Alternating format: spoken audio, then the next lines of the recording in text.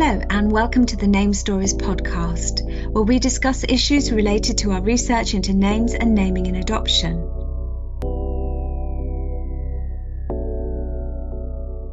So today we are joined by Eve Makis, who is a co-investigator on the Name Stories project and a senior lecturer at NTU. Eve is also a novelist, and hi Eve, how are you? Jan, fine, thank you. Good. I wonder if you could tell us a bit about your writing background, please.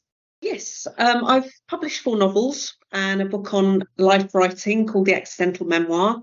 In 2015, I co-wrote an adaptation of my 3rd book that became a feature film that was set in Cyprus. I have, over the years, worked extensively in the community, delivering writing workshops. And as you explained at the beginning, I work part-time as a creative writing lecturer at Nottingham Trent University. And so how did you get involved with the Adoption and Names project?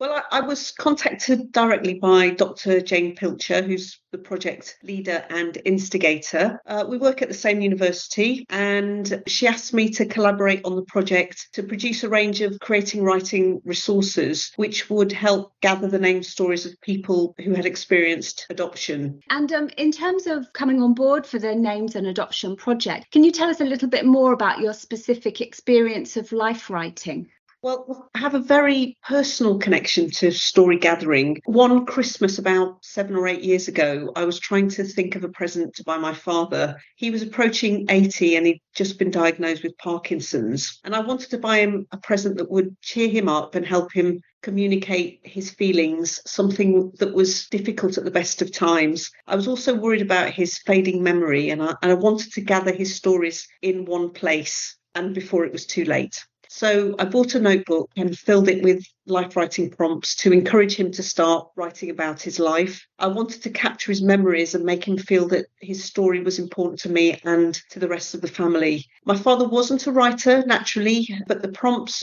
drew him out, and he wrote about his life in a very profound and moving way, and he even wrote some poetry. So some months later, myself and a colleague at NTU wrote a more advanced version of my father's book and used it as part of an Arts Council project to run life writing sessions in the community, mainly to marginalised groups of people such as the elderly and women on probation. And we used this book to gather people's stories. Okay, so it sounds like it really opened up something for your father there that maybe he didn't even know was there. Yeah, and he found it really therapeutic as well. He enjoyed the process. He was reluctant to do it at the start, but once he got going, he found that it was a trigger for memories that, spanned back to his childhood, spanned back to his earliest memories.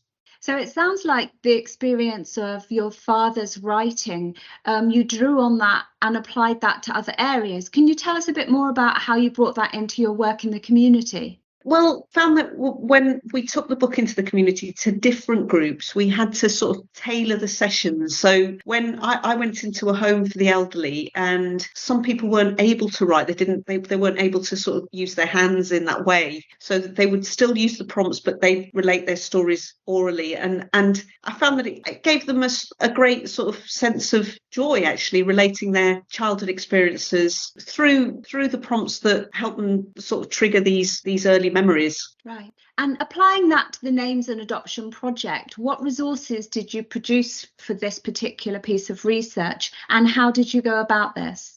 Yeah, so I used my experience in the workshops, but I also used my experience in the classroom I actually work as a fiction tutor, so I teach fiction, and I'd used some of these prompts in the classroom, but what I did is I adapted them and produced a 15-page booklet and accompanying video tailored to the specific profile of adults who were adopted as children and adults with adoptive children. So participants had a choice of writing down their answers in an online booklet or recording their responses. And the video that I made I aimed to replicate the feel of a face-to-face writing workshop and make the experience as informal as possible. So I designed the video in the same way I would run a class, reading out the prompts along with short literary extracts, giving some gentle guidance, an allotted time period, and sharing my own name experiences. Because regardless of our situation, we all have interesting stories to tell about our names. So you produced a booklet and a video guide to go alongside that booklet to encourage people to complete it. And I can see in the booklet as well that we've used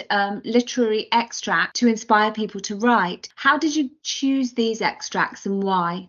So people often aren't sure what to write or what's interesting in their lives unless you give them some pointers and show them what others have written on the subject. And that's why I included literary extracts. Some people use these extracts in a very literal way, while others use them as inspiration for their writing. And both of these ways are fine. So I chose to include the work of writers who had some connection to the theme of our research project. The poet Lem Sisse was a natural choice. He wrote about his experience of adoption and being raised in the care system in a biography called My Name is Why. And the poet Jackie Kay also wrote about the experience of adoption in her poetry collection, Birth Notes. She tells the story of a black girl's adoption by a white Scottish couple from 3 different viewpoints: the mother, birth mother, and the daughter. I made efforts to include extracts that didn't paint the experience of adoption in a wholly positive or negative light.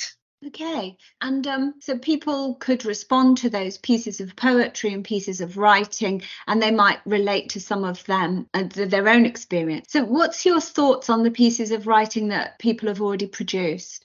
Well, I've been blown away, to be honest. Our prompts seem to have triggered people's innate ability to tell stories in a very sort of compelling and individual way. Participants are really digging deep into their past, into their thoughts and emotions. I think we've all been moved as a team by what we've read so far and the rich and personal stories that people have felt able to share with us. Yeah, there's definitely a lot of emotion and creativity in the stories that we've received so far. So the participants themselves, what have there been any response from them as to completing the creative writing booklet?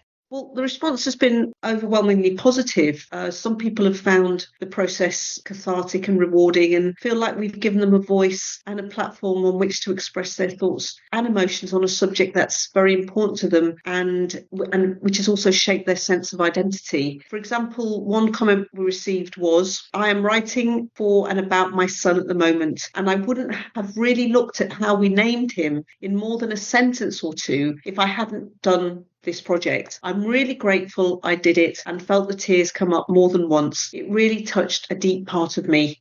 So people are finding this a really positive experience in the main then? Yes, absolutely. And how do you feel about being part of this project? I'm just thrilled to be part of an amazing team, very knowledgeable women, and to use my own knowledge of creative writing in a positive and meaningful way. Our results ultimately inform and shape current adoption policy. It's very satisfying to think that creative writing could bring about change for the better and significantly improve people's lives.